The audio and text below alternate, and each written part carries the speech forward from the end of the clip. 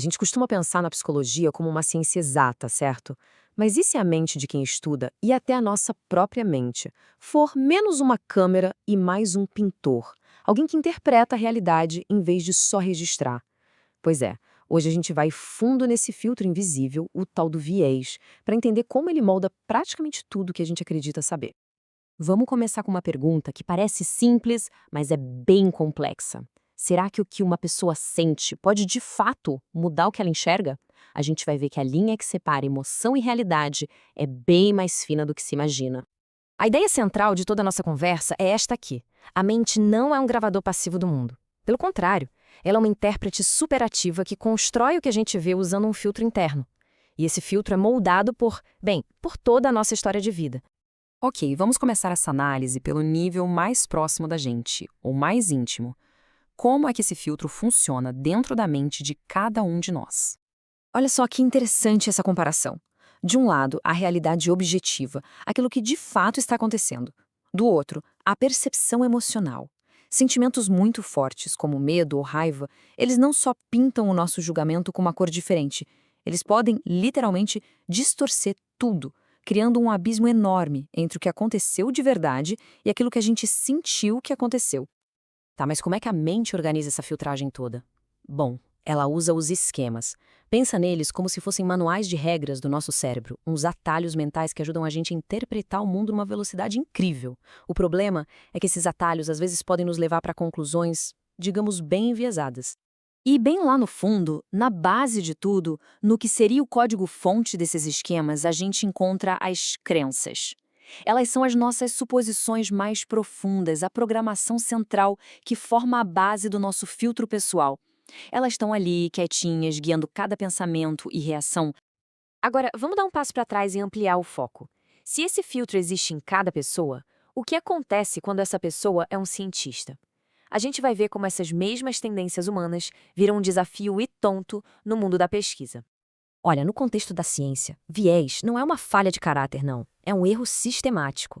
É tipo uma força invisível que pode puxar os resultados para longe da verdade. E os pesquisadores precisam lutar contra isso ativamente, em cada passo do caminho. E tem de vários tipos, viu? Por exemplo, o viés de seleção, que acontece quando o grupo estudado não representa a população de verdade. Ou o de aferição, quando a ferramenta para medir as coisas está com defeito. E claro, tem o viés do próprio pesquisador, quando as crenças dele, sem ele nem perceber, acabam influenciando o estudo. Todos eles são portas abertas para distorção. Certo? Agora vamos dar um passo ainda maior. E se o viés estiver na própria base da psicologia? Vamos olhar para as teorias em si. Vamos lembrar daquilo que a gente estabeleceu lá no comecinho. As crenças de uma pessoa servem de filtro para a realidade dela. Guarda bem essa ideia.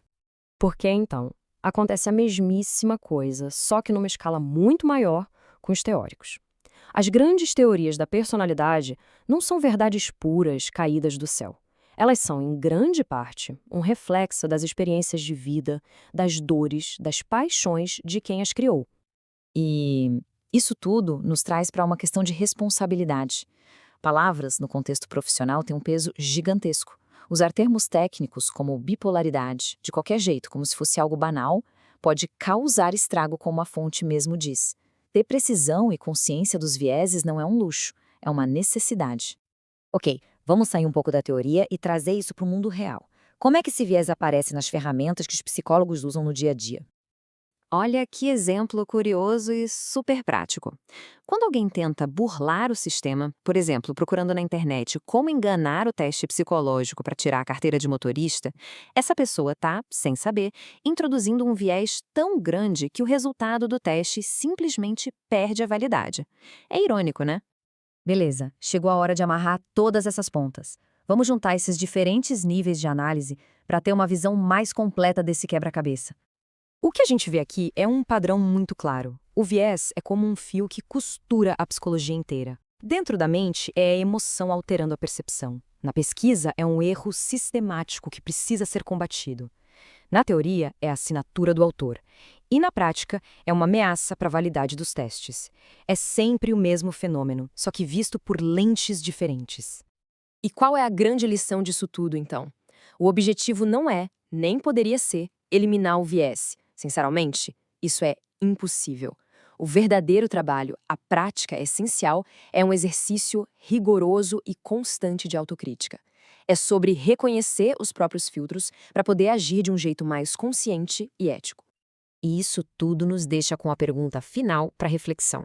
Se todo mundo opera com um filtro, a grande questão não é como se livrar dele, mas sim como é que a gente pode refinar o nosso próprio filtro, como a gente pode enxergar o mundo e a nós mesmos com um pouquinho mais de clareza.